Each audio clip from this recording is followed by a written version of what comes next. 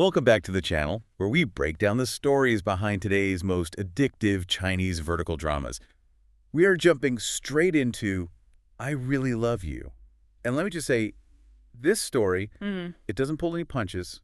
It starts with our heroine, Shen Zhiqing, trying to give herself a little pep talk in the mirror. Yeah, really simple one. Just make sure to love yourself.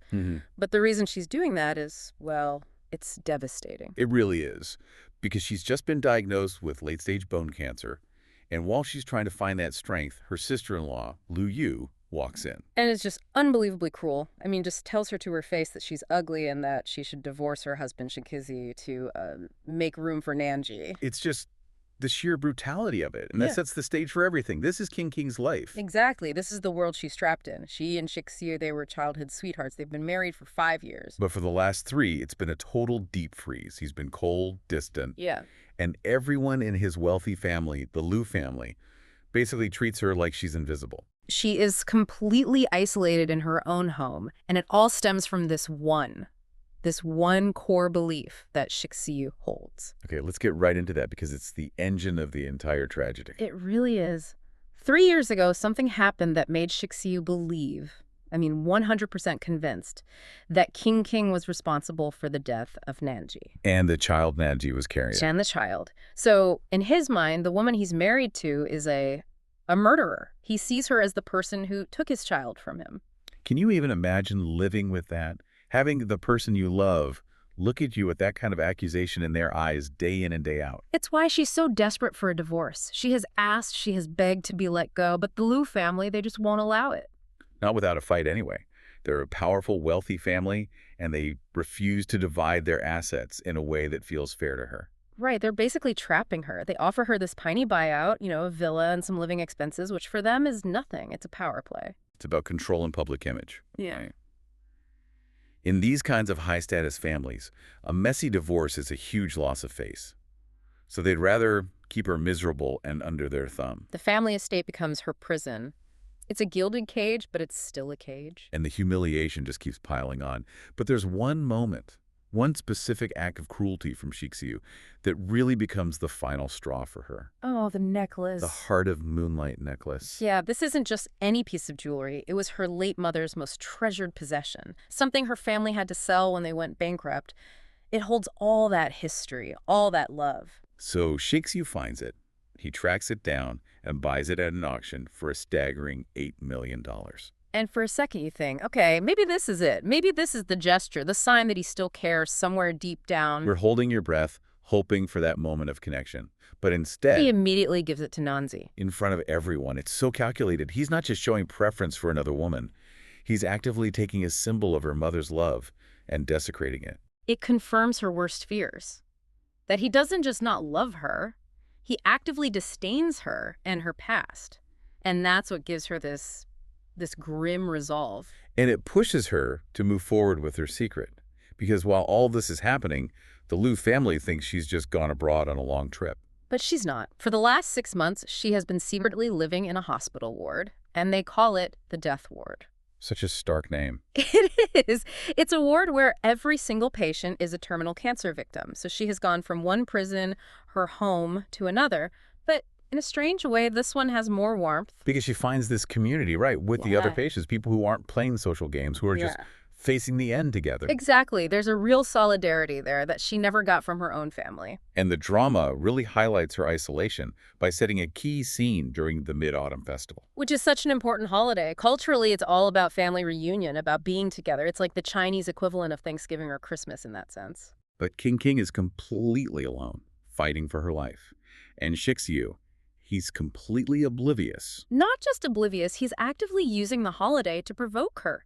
He makes a big public show of spending it with Nanzi. He thinks she's just off on some extended vacation, and he's trying to make her jealous to force her to come home. He's playing chess, but he has no idea what's actually happening on the board. He's aiming his cruelty at a woman who is literally dying. It's so tragic. And she's so tired. So she decides to try one last time for a divorce. And this time, she offers to walk away with nothing.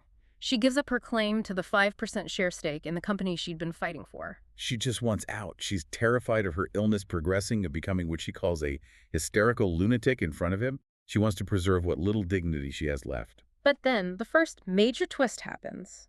The first clue that Shixiu's story isn't what it seems. He refuses to sign the papers. Flat out refuses. And he says something that is just so confusing. He says, "I'll only agree to a divorce over my dead body." And when she presses him for why, his explanation just makes things 1,000 times worse for her. It does. He says he only married her because he made a promise to her dying mother that he would take care of her for the rest of her life. Just duty, not love. A lifelong obligation. And for King, that's the ultimate insult. It confirms that she was never truly loved, she was just a responsibility. It validates her decision to hide her illness completely. Of course. Because who wants to be taken care of out of pity or obligation? It's heartbreaking. But, okay, this is where we need to take everything we've seen and flip it on its head. Right. Because we've been seeing this whole story through King's eyes. Now the curtain gets pulled back. And this story about a tragic marriage. It suddenly becomes a high-stakes corporate espionage thriller. It really does. It turns out Shixiu's affair, his coldness, all of it, it was a performance, a facade. So what was really going on? He's been locked in this brutal business war with a rival named Lu over a piece of land called the South City Land. It's a massive deal. And Nancy? Nancy was never his mistress. She was a pawn. She was working for Lu the entire time, placed there to seduce Shixiu and get information. Wow. So he knew. He knew. He had her room bugged, he figured out her allegiance, and he realized that if his rival, Lu, ever found out how much he genuinely loved King, she would become a target. His greatest weakness. Exactly. So he deliberately created this public narrative that she was irrelevant, that he was having an affair, that he didn't care about her, he was trying to protect her. That's a huge part of the cultural context of these dramas, isn't it? This idea that enduring public shame or being misunderstood, it's a form of strength, a way to protect the ones you love in these high-power environments. Yes. He chose to look like a monster to keep her safe from a real one. He thought he could wrap up the business deal in a few months and then explain everything. But he ran out of time. He ran out of time. His assistant, Su Wen, finally confirms that King never left the country at all. And then he finds the hospital visits. The oncology department. The oncology department. And in that one moment, his whole world just collapses. The corporate games, the strategy, none of it matters anymore. He rushes to the hospital, forces the truth out of another patient, and it all hits him. The late-stage bone cancer. The fact that she was going to die alone, believing he hated her. The breakdown is, it's absolute. He finally understands the true cost of his protection. He realizes she was going to take the secret to my grave, as he puts it. And he tries so desperately to fix it. He drops the act, he brings in the best doctors, he confesses everything, that he loves her, truly loves her, not out of duty. But she doesn't believe him. How could she? Yeah, she throws everything back in his face. The slap, the necklace, the years of icy cruelty. The damage is just too deep. A simple, "I'm sorry, it was all fake. Can't fix 3 years of genuine pain." But then the real proof comes. Not from his words, but from an object. The Jade Buddha. The Jade Buddha. Another patient tells King what happened after Shixiu found out. That he spent the entire night on his knees praying for her. And he left her this amulet. And this isn't just some trinket. Not at all. We find out he got this amulet when he almost died as a child. He has carried it for 27 years as his personal protection charm. And he gives it to her. He's essentially giving her his own lifeline, prioritizing her survival over his own. That's the selfless act. That's the one thing that can't be faked. It's louder than any words, and it's the first thing that starts to break through her pain. And this is the turning point for everyone. Shixiu goes to his mother, tells her the whole truth. The affair, Nancy being a spy, the fact that the child was never his.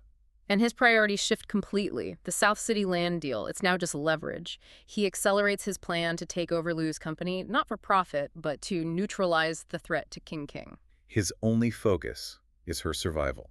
He tells the doctors, "I want her to live to be 100. And seeing that, seeing his complete sincerity and the sacrifices he's making, King finally relents. She agrees to start chemotherapy. And that's where we leave them. On this incredibly powerful note of hope. The misunderstandings are finally cleared, and they have a chance to rebuild their marriage on a foundation of actual truth and love. It's just a masterclass in using these tropes to create the highest possible emotional stakes. The pain came from a protection strategy that went horribly, horribly wrong. Which really makes you think about the central theme here, the devastating cost of silence. He chose this path to protect her.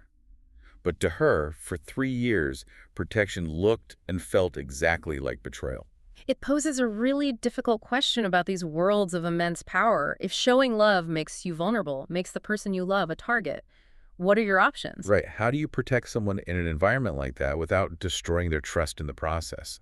Is it even possible? Can love survive when the stakes are that high? It's a tough one. A really deep thought to end on. And that's all the time we have for this deep dive into I Really Love You. If you want more dramatic recaps and explorations of the stories behind your favorite dramas, please make sure you subscribe to Short Drama Hub. We'll see you next time.